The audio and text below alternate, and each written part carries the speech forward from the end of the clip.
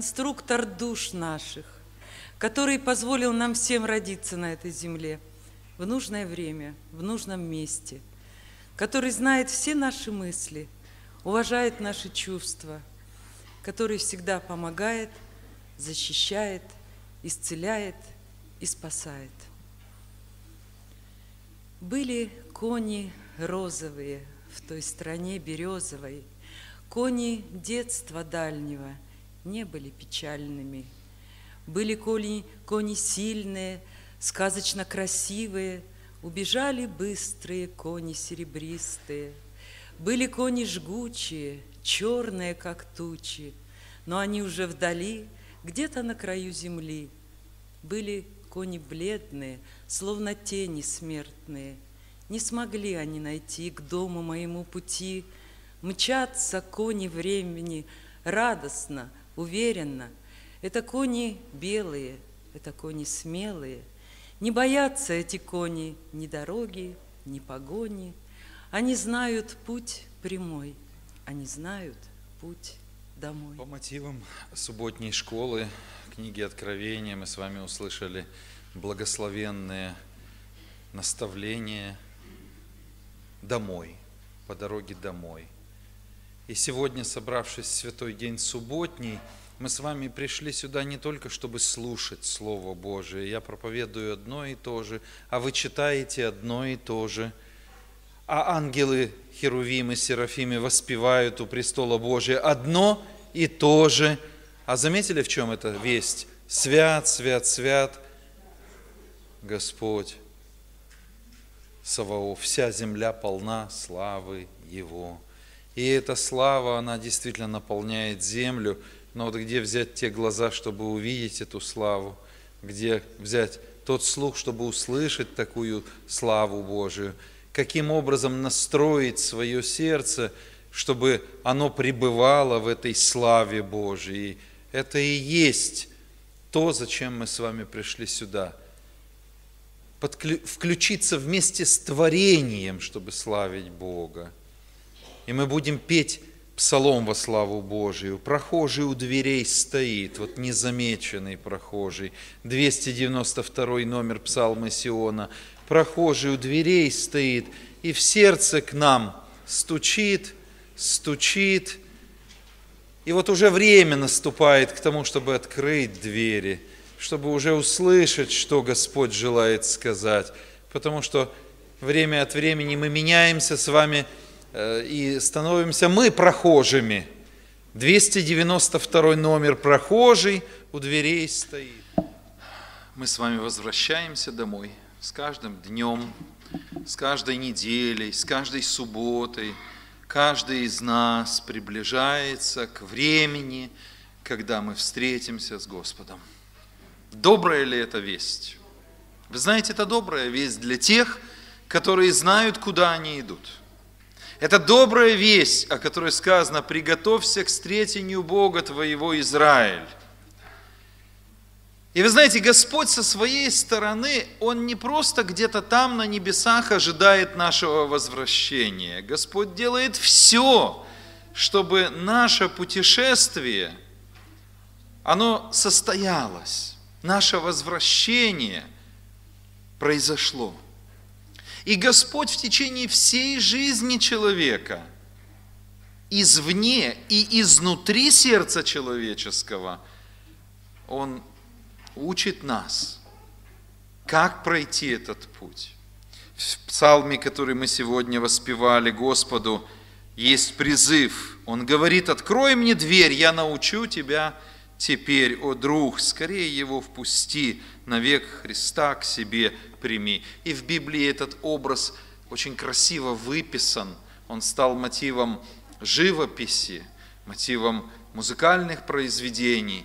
И, наверное, все видели Христа, стоящего у двери и стучащего. Христос стучит побуждением проповеди. Христос стучит через свое слово, через песнопение, через обстоятельства жизни. Но Христос стучит и изнутри сердца человека. Потому что Мы им живем, движемся и существуем, говорит вдохновенное слово.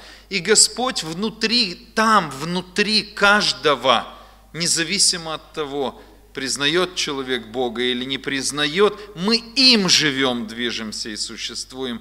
Но что-то в человеке мешает проявиться Христу. Что-то мешает в человеке, чтобы Христос оттуда изнутри просиял. И вот когда апостол Павел в послании к Галатам рассказывал людям о своем опыте духовном, он сказал следующие слова. 1 глава, 15 и 16 стих, страничка 229. «Когда же Бог, избравший меня от утробы матери моей и призвавший благодатью Своею, благоволил открыть во мне Сына Своего». Смотрите, Бог что желает сделать сегодня с нами? Открыть в нас, вот освободить эту душу, очистить ее, чтобы Христос оттуда проявился. Вот этому и посвящается собрание, научение, христианство. В глубокой древности, на территории современного Ирака, а тогда это было Междуречье, так называлась эта местность, в исторической области Аккад, кто в школе учился в 5-6 классе, вы изучали историю древнего мира, там говорилось об аккадийско-шумерской цивилизации и так далее. Так вот, там был расположен величественный город в слиянии двух рек Тигра и Ефрата. Название этого города навсегда вошло в историю человечества. И город этот назывался Вавилон. Знакомая история? В 20 веке, в конце 19-го, в начале 20 века были предприняты огромные усилия по изучению раскопок руин Вавилона. Многие выдающиеся археологи оставили свои имена в истории изучения этого древнего города.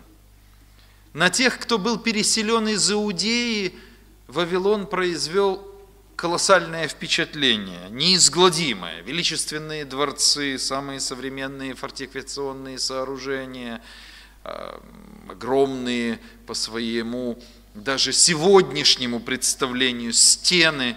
Представьте себе, несколько колесниц могли устраивать скачки на стенах города. Представьте себе, что это из себя представляло. Необыкновенная красота садов. Одно из 7 чудес света, сады Семирамиды. Это очень резко выделяло Вавилон из всего привычного людям того времени. И пророк сравнивает его с райским местом, в котором находились когда-то Содом и Гоморра. Посмотрите, Исаия, 13 глава, 19 стих. Книга пророка Исаия, 13 глава, 19 стих. «И Вавилон – краса царств». Слышите? «Гордость халдеев будет ниспровергнут Богом, как Содом и Гоморра». Вот там, в Вавилоне, проявился дух Содома. Мы находим упоминание о Вавилоне не только в археологических источниках, в Торе, в Танахе, в Коране упоминается Вавилон. В Новом Завете упоминается Вавилон. В буквальном и переносном смысле этого слова. Так что же такое Вавилон? Конечно, это город. Чудесный город. Почти рай. Сразу же после потопа среди сыновей Ноя обращает на себя внимание Хам. Знаете такого? Но я вспоминаю не ту историю, которая произошла у него, тот конфуз во взаимоотношениях с отцом. Это именно всегда связано с развитием цивилизации, современной цивилизации, древних цивилизаций. Посмотрите, Бытие 10 глава, 6 стих. «Сыны Хама, Хуш, Мицраим, Фут, Ханаан И вот перед нами прародители, основатели величайших цивилизаций древности, колыбель цивилизации. Мицраим – это Египет. До сегодняшнего дня по-еврейски Мицраим – это Египет. Ханаан – отец многих народов, упомянутых в Библии. От первенца Хама произошел Нимрод, о котором сказано: «Сей начал быть силен на земле». Сей начал быть силен на земле. Перед нами зарождение культа силы. Но Вавилон, вы знаете, это не только город, это не только память человечества. Вавилон – это система устройства мысли. Вавилон – это определенное мировосприятие. Вот что такое Вавилон. И когда мы читаем о Вавилоне в Священном Писании, то, например, Сатана, он назван царем Вавилона. Представляете? Говоря пророчество о Вавилоне, мы с вами читаем, говорит, как упал ты с неба, Деница, сын Зари. Когда мы читаем о Вавилоне, мы встречаем вещи: погубил ты, говорит, себя, вот что-то с тобой произошло. В самом имени Вавилон, в самом названии наблюдается уникальная двойственность. Вот этим Вавилон интересен для нас. Вавилон, он выглядит по-разному, когда мы смотрим на него с разных точек зрения. Вавилон для мира – это врата Бога, врата неба. Представляете? Вавилон для Иудея – это смешение и замешательство. Кто-нибудь спросит: а как это может быть? Очень просто. Есть игра слов такая. Например, Баб-Или. Баб – это ворота на древних семитских языках, восточных. Баб-Или – врата богов. Так назвали город Вавилон. Посередине стояла знаменитая Вавилонская башня, многоуровневый зиккурат, по которому восходили жрецы, и казалось, что вершина этой башни касается самих облаков. А для иудеев по-еврейски очень похожее и очень близкое по звучанию слово «билбель» означает смешание. Греки потом, когда уже посмотрели, для них все равно было, что так, что эдак, они назвали все Вавилон. И вот когда смотрел иудей, для него это было замешательство. А когда смотрел халдей, для него это были ворота в небеса. Вавилон, мои дорогие, это прежде всего взгляд на жизнь. Это общепринятый взгляд на жизнь. Взгляд, формирующий сам образ жизни, образ мышления. Если человек начисто отвергает присутствие Бога в мироздании, в своей судьбе, это дух символизируется Египтом. Там совсем другая философия. В Египте была философия вот такая. Исход 5 глава, 2 стих. Фараон сказал, Исход 5:2: «Кто такой Господь, чтобы я послушал голоса Его?» Слышите? Вот, когда вы будете изучать Библию и найдете там много раз упоминание Египет, это кто такой Господь?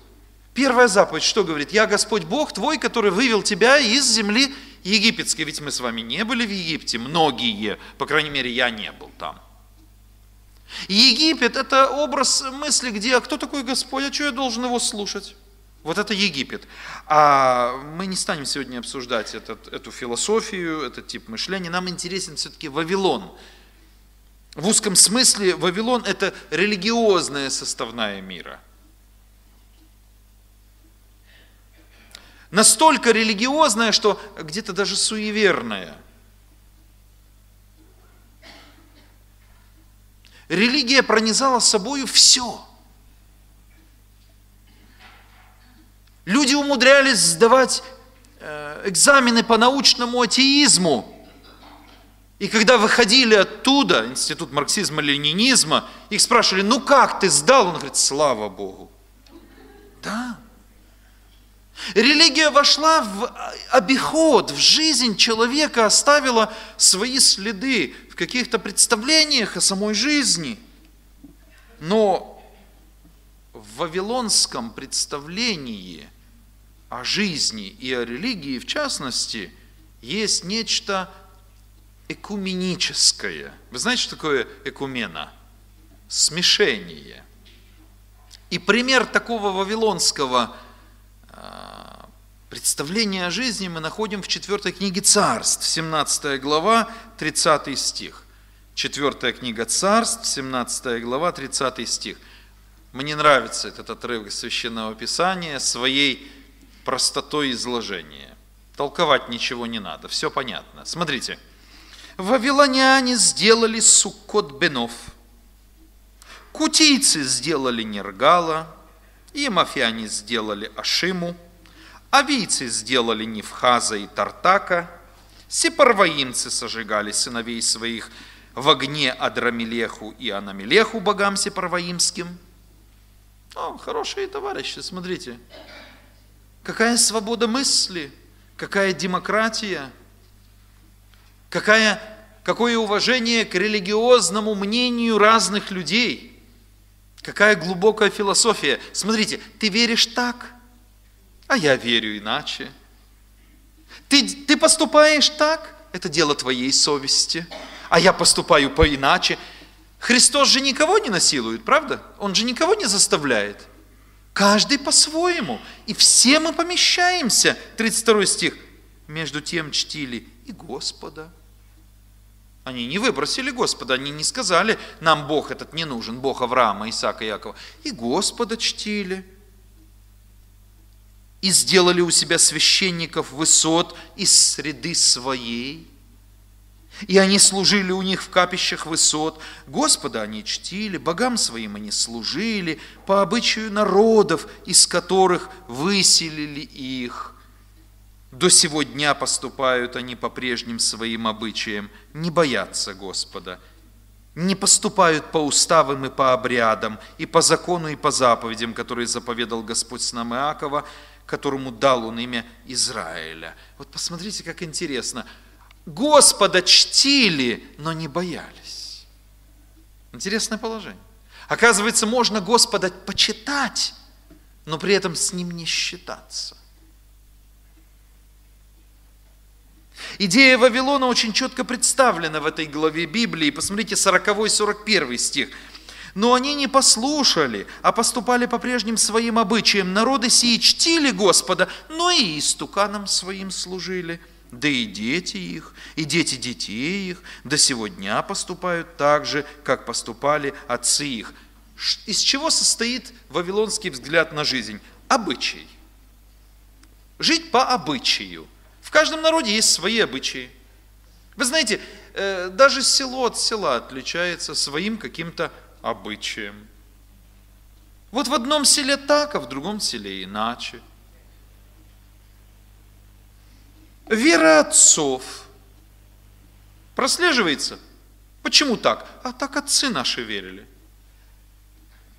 И здесь же написано религиозная свобода религиозной мысли, позволяющей чтить Господа и признавать все то, что оскорбляет Господа. Вот Вавилон, у него есть особенность воздействия на ум человека. Чтить Господа и при этом делать то, что оскорбляет Господа. Дух Вавилона в наши дни – это вот такая христианизированная, экуменическая идея благодати, которая освобождает человека от послушания Богу. Это дух Вавилона. Есть такой очень правильный лозунг. Главное – любовь. Слышали? Бог есть любовь. И главное – это любовь. Сегодня любовь важнее, чем обряды. Любовь важнее богословских тонкостей. Любовь важнее всего. Кто со мной не согласится? Кто против любви? Я за любовь. Самые популярные проповеди – это проповеди о любви. Когда мы хотим сказать что-то о своем отношении, мы говорим: я это люблю, а вот манную кашу я не люблю. Да, у нас любовь – это привлечение, и если я говорю «я не люблю», это отторжение. Вот такой интересный термин. Но на самом деле здесь имеет место культурное недоразумение. Апостол и обычный современный человек, говоря слово «любовь», имеют в виду разные вещи. Многие слова, они имеют вот такую двойственность. Со временем приобрели эту двойственность. Люби Бога и делай, что хочешь. Вот такой интересный взгляд. Это не библейская позиция, это вавилонский взгляд на любовь, на жизнь. Библия нас учит о любви, но несколько в другом аспекте. Посмотрите, послание Иуды, 1 глава, 21 стих. Послание Иуды, 1 глава, 21 стих. «Возлюбленные, — говорит апостол, — сохраняйте себя в любви Божией». Вы заметили мысль в этом тексте? Особенную мысль. Слово Божие говорит нам о том, что любовь должна иметь характеристику. Такой штампик. Иуды, 1 глава, 21 стих. «Сохраняйте себя в любви Божией», потому что очень просто скатиться в свою любовь. Что такое моя любовь? Моя любовь – это продукт моего ума, продукт моего темперамента, продукт моих чувств. Что такое любовь? Это я смотрю, и мне нравится. Оно пробуждает во мне чувства. Оно мне нравится, потому что оно пахнет так, как мне нравится. Я люблю, потому что мне приятно, оно создает мне комфорт, мне хорошо. Я чувствую себя любящим и любимым.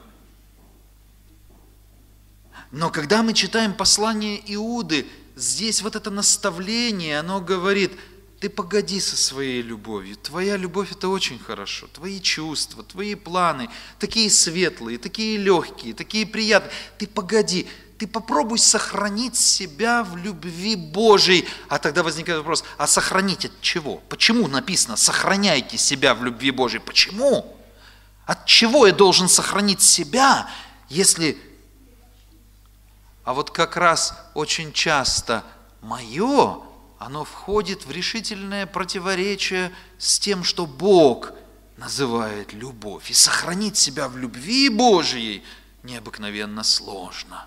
Сохраняйте себя в любви Божией, ожидая милости от Господа нашего Иисуса Христа для вечной жизни. Еще одна изюминка этого текста. Любовь – да, но Божия. Любовь – да, но для жизни вечной. Как часто наша любовь, она не простирается до жизни вечной. Как часто мы говорим «я люблю», не понимая, что этот термин, он не принадлежит земному.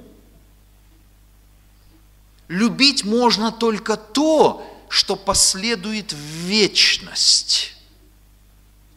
Какая ужасная мысль, как страшно. Ожидая милости от Господа нашего Иисуса Христа для вечной жизни. Вы знаете, если я люблю, то плевал я на жизнь вечную. Извините за грубость. Вы просто не понимаете, что такое любовь. Вы старые, выжили из ума. Вы не знаете, что такое любовь. Любовь – это когда сносит крышу. Любовь – это когда человек готов на безумный поступок. Любовь – это когда человек готов на все и на вся, когда вырастают крылья, и человек летит в ад или в рай, и ему уже все равно, куда он летит, потому что это любовь. А теперь внимательно прочитайте текст. Возлюбленные, сохраняйте себя в любви Божией, ожидая милости от Господа нашего Иисуса Христа для вечной жизни. В библейском понимании любовь – это не то, что современный человек для себя придумал. В библейском понимании любви обязательно присутствует принцип непорочности перед Богом. Посмотрите, Ефесянам 1 глава, 4 стих. Это не я придумал, но это какая-то крайняя форма, извращенная форма религиозной мысли. Давайте прочтем. Ефесянам 1 глава, 4 стих. «Так как Он избрал нас в Нем прежде создания мира». Собратья, здесь нет лишних людей. Вот все, кто сегодня пришли в собрание, вы избранные. Все. Те, кто не пришли в собрание, их Бог не допустил. Им это... Вот сегодня здесь избранные, сегодня здесь святые люди. Да, святые. Святые, потому что сегодня вы не на ярмарке, вы оказались здесь. Я не знаю, что будет через несколько часов в плане моей жизни, но пока я держу Слово Божие в руках, в устах и в сердце, я свят перед Богом моим вот в этот момент. Но Слово Божие продолжает говорить нам, так как Он избрал нас в Нем прежде создания мира. Зачем избрал? Чтобы мы были святы и непорочны пред Ним в любви. Я хочу обратить ваше внимание на последние слова. В любви непорочность предусмотрена. Что такое непорочность? Это состояние. Это какая-то сфера, область пребывания моего. Состояние безупречности, неповрежденности. Любовь – это территория чистоты. Это Божья любовь. Например, смотрите, любовь к родине. Любовь к родине. Сегодня очень популярный вид любви – патриотизм.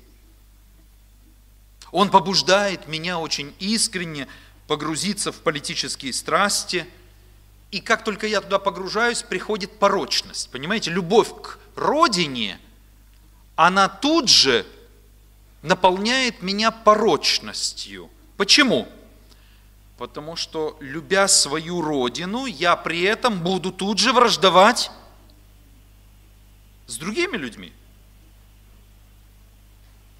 У меня будут политические страсти. Я буду возмущен. Я буду придавать значение всему тому, что угрожает моей любви к моей родине. И эта порочность приведет меня к поврежденности ума, которую мы сегодня наблюдаем в мире, в церкви. Наступает полная поврежденность ума.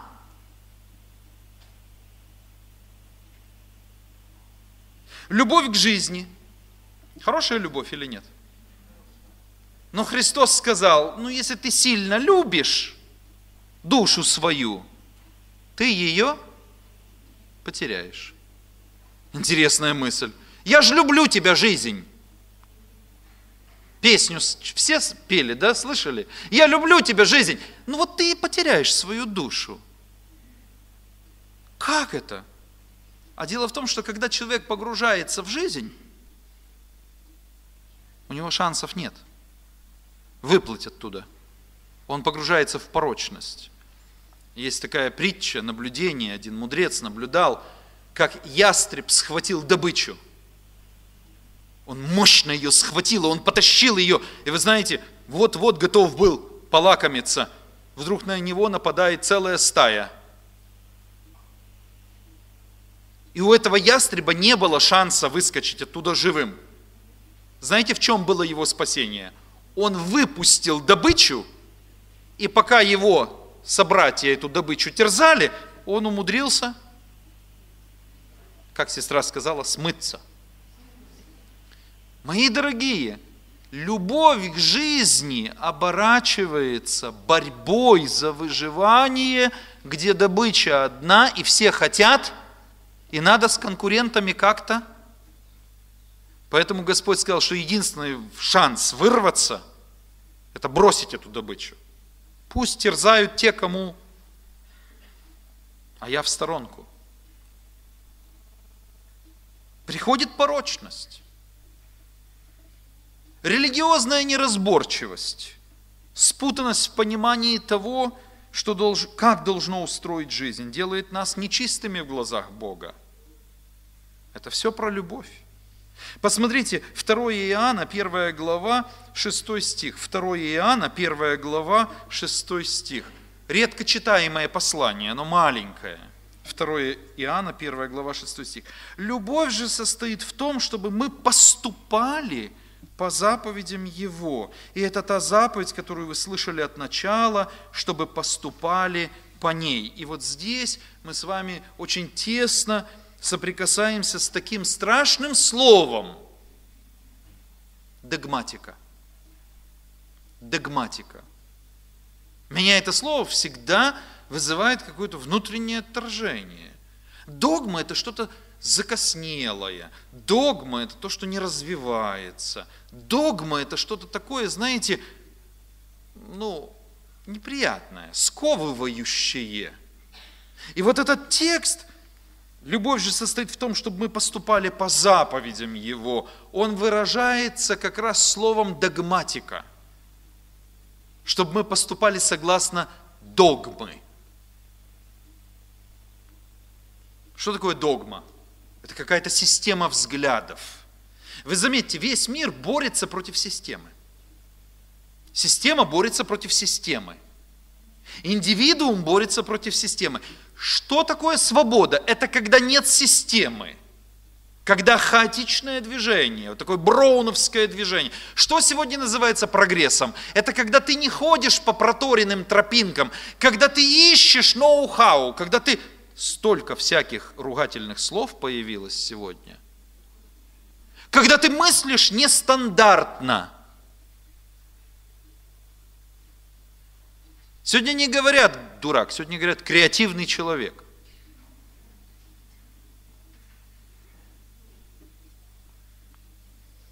В греческом языке, в языке богословия есть интересное слово «орос». Вот когда церковь определяла систему вероучения для себя, во что нам верить, а во что не верить, то издавали документ, который назывался «орос». А слово «орос» переводится на русский язык «предел». То есть определенный предел. Если не поставят такого предела, то наша мысль, она унесет нас очень далеко. Это очень важно понимать. Это очень важно принять. Истина, она приходит через богооткровение. Это означает, что догматы веры не создаются церковью.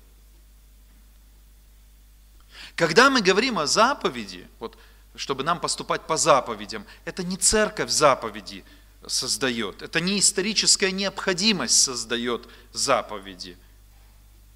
Это не церковь собирается на соборы и там создает определенные догмы. Истина приходит через богооткровения. Догматы не выводятся логическим путем. Вот сели и нарисовали на доске, отсюда выходит вот это. Нет, так истина не определяется. Истина, она дается самим Богом, через богооткровение. Так было на Синае. Подошел Моисей посмотреть, куст горит, не сгорает. Услышал голос, взошел на гору Синай и получил нечто. Останавливается Павел на пути в Дамаск. А кто ты, Господи? Истина, она не продукт мышления, не продукт чувств. Она всегда результат Бога откровения. Посмотрите, так было даже с Иисусом Христом. Евангелие от Иоанна, 12 глава, 49 стих. Евангелие от Иоанна, 12 глава, 49 стих. «Ибо я говорю не от себя, но пославший меня Отец, Он дал мне заповедь, что сказать и что говорить». Христос отказался от авторства. Он отказался от идеи того, что это я говорю вам, вот вы слушаете меня. Нет, он говорит, я получил от Отца моего. Что сказать? Это есть истина. Все остальное не истина, это подделка. Во-вторых, догмат живет в церкви, в церковном сообществе, в общине. Помимо церкви, догмат, он не жизнеспособен. Знаете почему? Знаете почему? Потому что догмат – это часть соглашения, которое человек заключает с Богом, часть завета. Если я нахожусь в рамках завета, есть определенные условия договора нашего, да, или договора.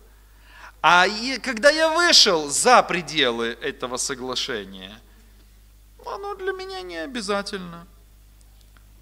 Поэтому сегодня мы продолжаем говорить, что церковь призвана сохранять и утверждать истину, проистекающую из священных писаний.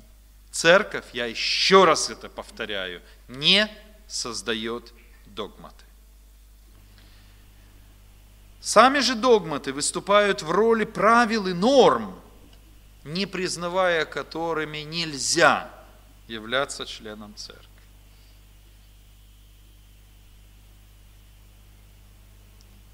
Поэтому сам момент исключения из церкви или отлучения из церкви происходит не тогда, когда церковь на колхозном собрании, на церковном собрании поднимает руки свои, голосует, вот этого человека исключить, потому что он недостоин, а мы лучше его, и поэтому мы сегодня его исключаем из церкви. Не тогда происходит отлучение.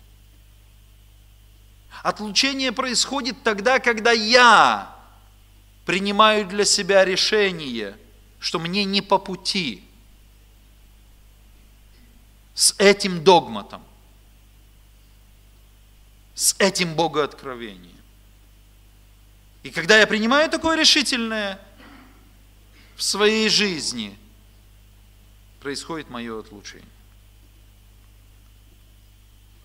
Догмат, он не содержит нравоучительные дисциплины, какие-то естественно-научные взгляды. Это исключительно учение о Боге и о Его домостроительстве. Догмат нужен для одного, чтобы помочь душе открыться, сформироваться, очиститься и возвратиться домой. Но Вавилон как символ, вы знаете, он имеет не только вот какое-то общественно-церковное значение.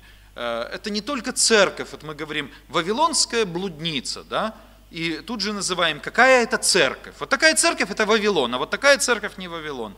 Вавилон – это не только город, Вавилон – это не только церковная группа. Вавилон – это прежде всего состояние самого человека. Я могу быть Вавилон, находясь в самой чистой церкви.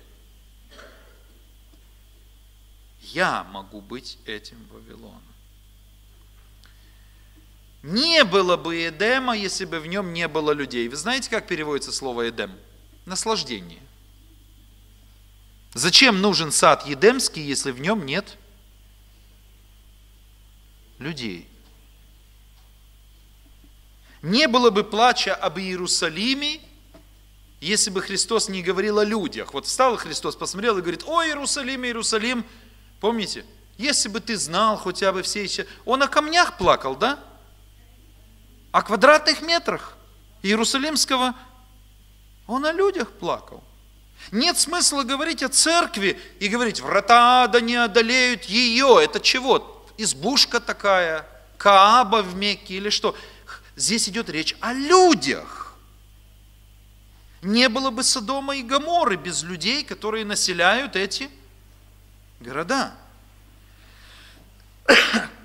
Кстати, мы с вами не знаем, как действительно назывались эти населенные пункты Содом и Гоморра. Не знаем. История нам не сохранила, как они называются действительно. То, что описано в Библии, то, что стало нарицательным сегодня в наши дни, на самом деле это очень такой стойкий фразеологизм. Содом и Гоморра, как какая-то безнравственность, место развращенности и прочих пороков. Но само название городов появилось значительно позже, по факту происшедшего, так сказать. Дело в том, что Содом, или же по-еврейски Сдом, буквально горящий. То есть вот когда он сгорел, тогда уже, а какое место? Место Сдома, горящий. А Амора – это погружение, потопление, то, что утонуло. Это так, на всякий случай, чтобы вы понимали, что очень часто характеристика дается по факту, позже.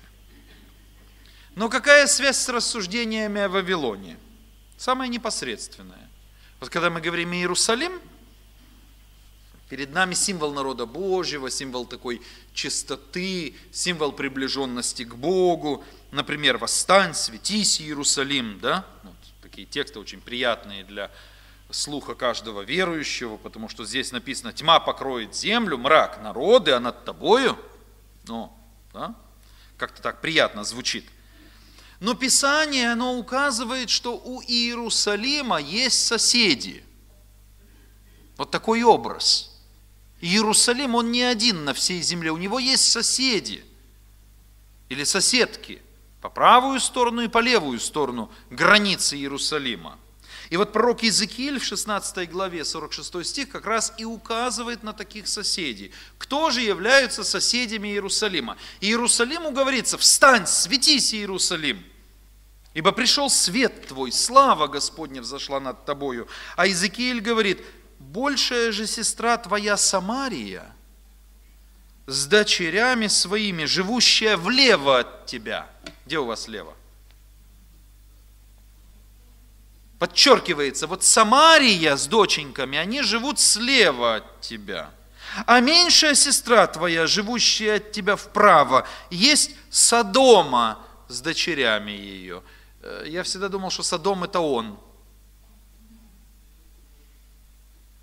А на иврите все названия городов всегда идут в женском роде. И Иерусалим – это она. Да. Капернаум тоже она. Все названия городов – это она, в женский род, всегда. Ну, такая у них, у нерусских вот особенность.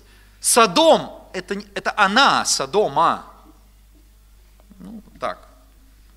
И оказывается, мы, как люди Иерусалима, верующие, мы самые правильные в своих глазах.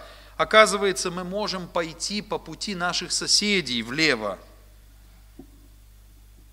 Что такое Самария? Все смешалось в кучу. Кони, люди. Кстати, кто сказал? Кто сказал? Кони, люди, кто? Бородино, люди добрые. Вы что, в школе не учились или проповеди заслушались? Все смешалось в кучу. Кони, люди и так далее. Это Самария. Христос одним словом сказал: «Вы не знаете, чему кланяетесь». Там было главное кланяться. Христос говорит: ребят, вы не знаете, чему кланяетесь, ибо спасение от иудеев. Вот он только раз так и перечеркнул надежды самаритян. Вы, говорит, хорошие люди. Там один ваш, он так любил, что подобрал, вот там вот оказал помощь, вот он на ослика погрузил, отвез.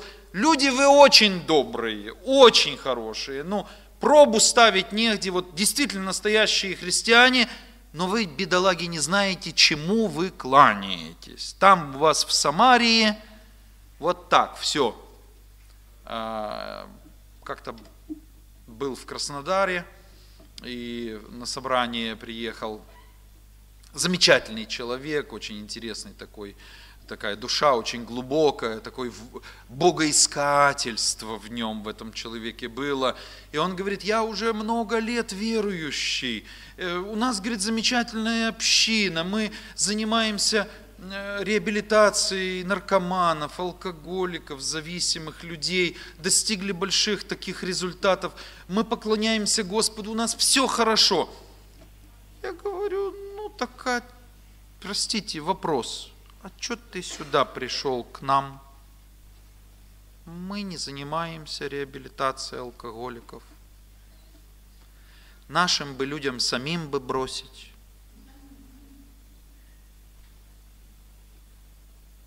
Что тебя не устраивает вот в том, в чем ты сам находишься?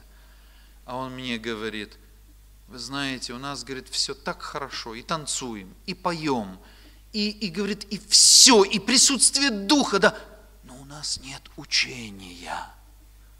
Учения нет, мы не знаем, во что верить, вот системы никакой нет. Я говорю, а что к нам-то пришел? Он говорит, у вас есть система. Вы знаете, что в Библии написано. Знаете, мне приятно было. Думаю, надо же, не пляшем, не это.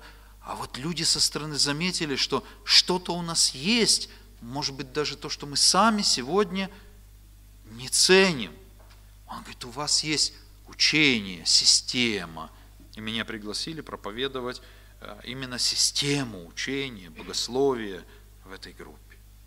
Друзья мои, вот этот момент пути влево, не дай Боже уйти, чтобы вот этот момент в нашей жизни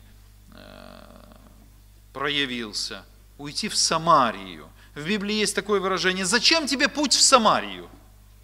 Вот такой вопрос Господь задает. Зачем тебе путь в Самарию? Там размыты берега, там нет учения. Зачем тебе идти вот в такое левое состояние? А если пойти вправо,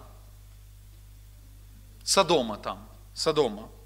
Вы знаете, она названа сестрой, и в представлении множества людей содомия – это какая-то половая распущенность, там некая развращенность. Но вы знаете, Библия говорит о Содоме, там были совсем другие проблемы. Совсем другие. Иезекииля 16 глава, 49 стих. Какие проблемы были в Содоме? Что привело Содом к его печальному, плачевному положению? Вот в чем было беззаконие Содома, сестры твоей и дочерей ее. И четко написано, в гордости. Содомия – это гордость, пресыщение и праздность. И она руки бедного и нищего не поддерживала. Вот когда человека зашкаливает гордость, это содомия.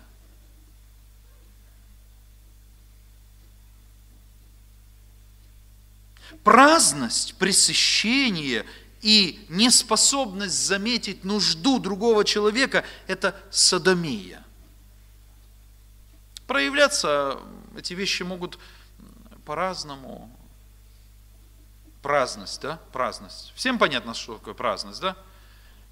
Когда человек хочет хорошо жить, но при этом не работать. Человек лежит на диване и рассуждает, как он купит большой. Главное мечтать. Вы знаете, мечты окрыляют. Главное, да, мечта – это такое дело. Один артист о себе говорил, я, говорит, жил в мечтах. Они исполнились. Друзья, я так боюсь мечтателей. Библия называет такой нарицательный момент. Мечтатели. Праздность – это грех. Это большой грех. Не замечать нужду ближнего твоего – это большой грех. Пресыщение – это грех и гордость. Поэтому неразумно говорить о Вавилоне, как только о какой-то религиозной организации. Церкви Отступления. Вавилон невозможен без духа вавилонского. А вавилонский дух пребывает не в стенах здания и не на бумаге церковной, а вавилонский дух пребывает внутри самого человека. Устали? Друзья мои, о гордости. Я не буду анализировать, я только молюсь, как когда-то псалмопевец говорил, да не наступит на меня нога гордыни. В моем случае нога гордыни наступает, знаете, когда? Вот когда я читаю Павла, о Павле легче говорить. Вот у него было начало его служения, это какая-то такая духовный подъем, духовная востребованность, заинтересованность людей. Он написал более всего посланий. Мы сегодня смотрим на Павла, как много он сделал, он потрудился больше других апостолов, и его послания стали большей частью Нового Завета. Но окончание служения Павла, оно было таким странным. Он был не востребован. Написано, все оставили меня. Димас возлюбил нынешний век, а вот те-то ушли туда-то. И вот он оказался в таком положении, когда даже в церкви Иерусалимской он был, простите, но он не был нужен. Его просто даже не понимали. Его служение не было востребовано. И он, тем не менее, умудрился сказать, течение совершил, веру сохранил. А где же гордыня, где гордость? А гордость – это когда я вот так прихожу в собрание, так, какую же проповедь сегодня проповедовать, с этого листочка или с этого? Людей мало. Не буду проповедовать. Не буду. Знаете, почему не буду проповедовать? А кто меня хочет слушать? Я готовил, сидел эту проповедь, а они не пришли. Все, уеду. Я слышал, как одна сестра, милая, дорогая душа, сестра, даровитая сестра, Господь благословил ее, она могла стихотворение создавать и читать. Сестра, сегодня твой выход пред Господом, а я сегодня не буду говорить стихотворение. А чё? А сегодня пятница, людей-то мало. Вас это ничего? Нет. Это момент гордости. Вот это момент гордости. Ну, давай ты. Да вы знаете, да я нет. Мне нравится у хозяек, когда, вы уж не обессудьте, не так вкусно я приготовлю. Да нет, что ты, сестра, так у тебя. Да вы что, да нет, это пересолено, это пригорел.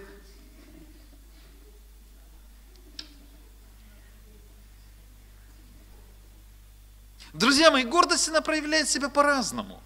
Вот когда есть какая-то цель, например, у Господа есть цель, чтобы служение состоялось. Вот это цель.